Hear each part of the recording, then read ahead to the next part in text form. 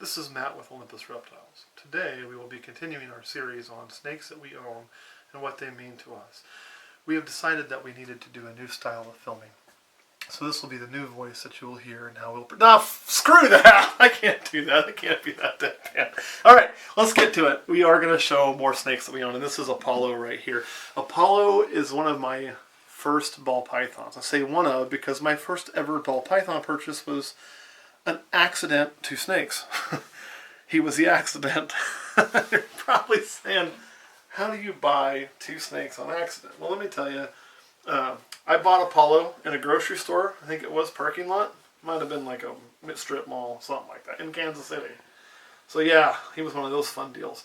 And I wanted an exanthic. You know, I'd fell in love with zebra bees. I fell in love with killer zebra bees, and they were way out of my price range. So I thought, well, I'll get an exanthic, keep him for a while, and then I'll eventually breed, and I'll eventually make my own zebra bee, which we'll talk about that one day too. And I found this exanthic for sale in Kansas City, and I decided to go buy it. And in the process of finishing that deal up and getting ready to go do all that, I had gotten a message from the guy that said, hey, I have a bumblebee too that I'm going to get rid of. Do you want it? I'll make you a good deal on both of them. Sent me pictures. And I kind of hem and hawed around about it. I only had a setup for one snake. We were still running glass cages. I mean, brand new, right? I had Kronos. He was my first snake when I got back into snakes.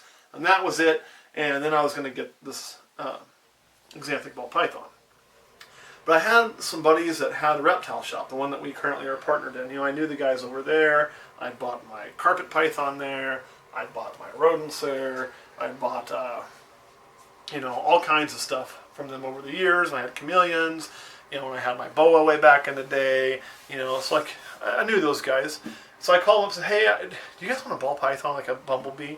And they were like, yeah, and they were willing to give me enough for the bumblebee. And I know this sounds terrible, because like, here we talk about I'm not a reptile flipper and don't do that. And I don't think you should do that. I think it's a bad idea. Remember, I was brand new, okay? Give me a little bit of slack, because I don't think I was going to flip this thing.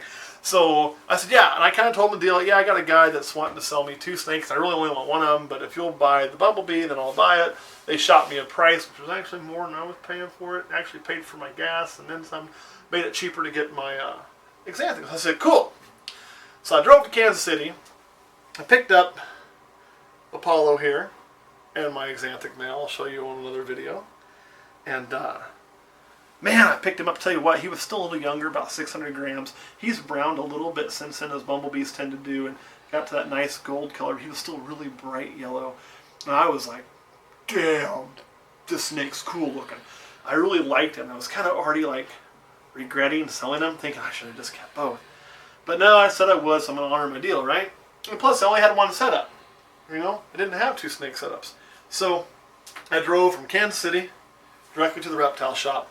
I still lived out in the country. Not here, but a different house out in the country. And what do I find? The damn shop's closed. They had a sign on the door that said, gone for reptile show in Kansas City. So I'm like, really? So I had no way to get the snake to them. So now I'm kind of stuck, right? I got the snake, nowhere to stick it. I wasn't going to stick two together, because even being a new guy, I knew that was a bad idea. So I ended up having to go to the big box store and buying a really quick you know, setup, cage, heat pad, all that kind of stuff to get him set up. And I just took him home and set him up. And I thought then, well, I had to buy a second setup, so now I've had to spend more money on him, and I'm not really going to, you know, I did some what I call girl math, so I always tell Question Girl when she goes shopping for sales, I saved $20. No, you spent money. You didn't really save money just because it was discounted. I did some quick girl math and made it sound like I was getting a heck of a deal by keeping him even after buying the setup, and decided I would just keep him since the shop was closed. And I've had Apollo ever since, and he's been a heck of a breeder. I love this snake from, you know, the moment I saw him live in person. You know, so I've been very glad that he's been a part of this. He's huge. This is a male. Look at the size of this beast. You know, and he's actually off of food right now because he's interested in girls and he's breeding. But he is just a big, thick, strong male. I really dig him. And again, he's spider. You know, we just probably watched our video on Wobble. And you don't see much of it out of him. He does a really good job of everything he does. Hi, buddy. He also was the first ball python, not the first snake, but the first ball python to bite my ass. He got me one day feeding frozen thawed, and I had used a feed tongs. I was watching Kurt's lizard, actually, because Kurt had a lizard at the time. Still have that lizard? Is that leopard gecko still kicking? Yeah. Unbelievable. Thing's like 150 years old. Anyway, I was watching that leopard gecko for him. I used the same feed tongs to feed the leopard gecko some bugs I used to feed these guys. And I didn't even think about having odor on my hands. And I went to pick up my snake and play with him, and he was crawling around my hands like he is now. And my hand itched, and I rolled my hand over, and he was biting me and constricting the shit out of my hand. Slightly confused, but no biggie. So anyway, that's kind of the story of Apollo. He is bred to Demeter every year we've had him. He's bred to Alithia before.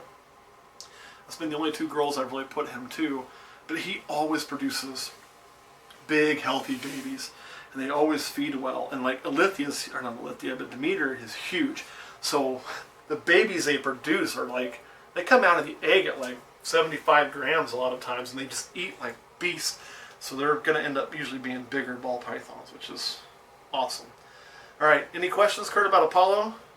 So what you're saying is it's kind of maybe a genetic thing why the babies are big?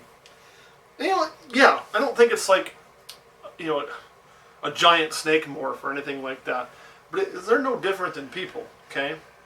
You know, if you have two tall people, you know, odds of their child being tall are going to be higher than if you have two short people. You know, if you're 5'4" and your wife's 5'2", and you have a baby and you're hoping he's 7 foot, probably going to be disappointed, right? Now, if you're 6'9" and your wife is 6'4" and you have a baby and you're hoping that, you know, he doesn't ever have to duck to get into a room, you're probably going to be disappointed. So it kind of works the same way. You know, if you have two large, healthy snakes, they're more likely going to have babies that grow up to be large. Not a guarantee, not 100%. There's other factors at play too, but the genetics are there. So it's not a genetic morph, but it's still in the DNA coding. You know, just like certain things can be line bred. Size is one of those that can be line bred. It even happens in nature. You look at Volta, which is an area where ball pythons come from. They're still ball pythons genetically. They're not anything different, but they're way freaking bigger, right? It's because the snakes in that area were just bigger. They pass it on to their children. It was kind of a nature-induced line breeding to cause that change in that area. So Volta ball pythons tend to be larger than normal ball pythons, even though it's not a genetic trait or a genetic morph. It's a genetic trait, I should say, but it's not a morph. It's not a random occurrence accident, which is what, you know, spider gene is and pastel gene is, that we then breed to recreate. Whereas if it was in the wild, you know, pastel wouldn't camouflage as well, it would most likely get picked off by predators. Size doesn't hurt the snake as long as the food is there to accommodate the size, and they wouldn't have got that size if the food wasn't there. So you'll get a big snake if the parents were big and you feed it well and you just take good care of it. You'll probably end up with a large snake. A lot of people don't want their males this big. I've heard people say, oh, if your male's big, he's not going to breed. He's going to be lazy and this and that. This guy here would breed a garden hose, okay? If I put him in there with a rope during breeding season, he's going to try to bang it. Like, you're kind of a dirty guy. You have, like, no standards, buddy. None at all. Which is great for breed purposes. He'll breed anything. You know, I mean, I honestly wouldn't be surprised if I was handling during the right season and been playing with females that are putting out pheromones if he didn't start trying to rub up on my hand.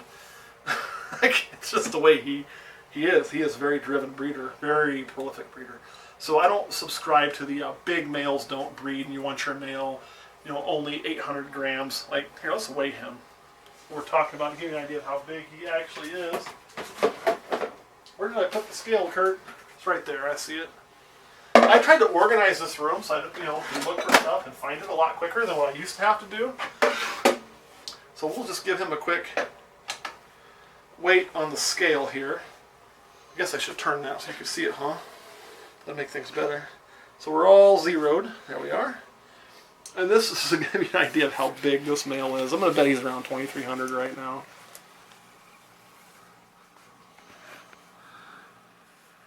$23.61 it looks like. 23.60 is where it's settling. So yeah, like I said, around 2,300. And again, that's off food. He probably hasn't eaten in 6 or 8 weeks right now because he's so interested in breeding. Which some people get all asked up about. I don't worry about it during breeding season. This is where you check body condition, overall health and size. Keep an eye on that. He's obviously doing great. No worries. So not a problem whatsoever for him. All right, Kurt, any more questions about Apollo? Nope. All right, guys. Let me know what you think about this one. This is a snake I absolutely love. He'll be here. I'll always be breeding bumblebees. I think they're fascinating. So I'll use him to keep making those. He'll get to stay right here, even though he was the first one to taste my blood. But probably will not be the last one. You can see he also, very tame. Look at that.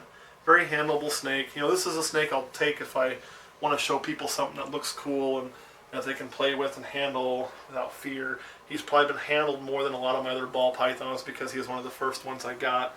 You know, when you only have 2 or 3, you play with them all the time. When you got 50 or 60, it's more doing the chores than it is playing with them constantly. So he's very used to this activity right here.